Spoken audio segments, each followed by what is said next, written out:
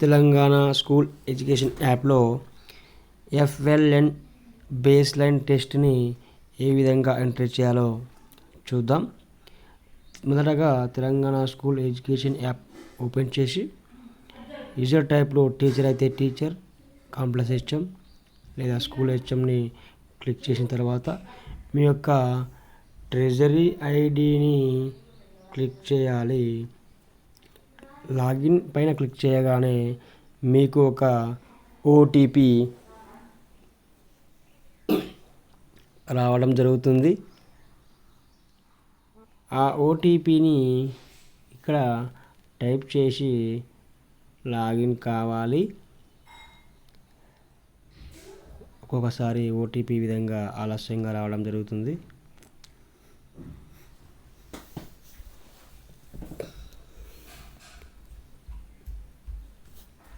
OTPని ఇక్కడ క్లిక్ చేయండి.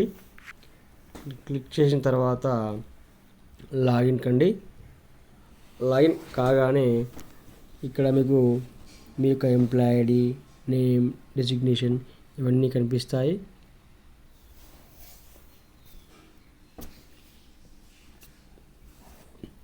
ఈ విధంగా మనకు అన్నీ కనిపించేస్తాయి. మీ ఎంప్లాయ్ ID ఇవన్నీ కనిపిస్తాయి. ఇప్పుడు FLN పైన క్లిక్ చేసిన తర్వాత స్టూడెంట్ లెర్నింగ్ ట్రాకర్ పైన క్లిక్ చేసి ఈ డాష్బోర్డ్ పైన డాష్బోర్డ్ ఉంటుంది. ఈ డాష్బోర్డ్కి రైట్ సైడ్లో 3 చుక్కలు ఉంటాయి. ఈ చుక్కల పైన క్లిక్ చేసిన తర్వాత అక్కడ అసెస్మెంట్ అని ఉంటుంది. పైన అసెస్మెంట్ పైన క్లిక్ చేసిన తర్వాత ఇప్పుడు మీరు ఏ క్లాసు, ఏ సబ్జెక్టు రిజల్ట్ ఎంటర్ చేయాలనుకుంటున్నారో ఆ వాటిని సెలెక్ట్ చేసుకోవాలా. నేను క్లాస్ 3rd మీడియం ఇంగ్లీష్, అదేవిధంగా సబ్జెక్టు మ్యాథ్స్.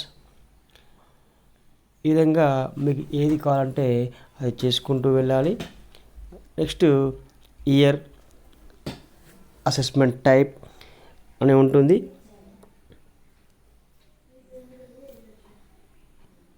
టూ 2024-25 అసెస్మెంట్ టైప్లో బేస్ లైన్ టెస్ట్ అని ఉంటుంది.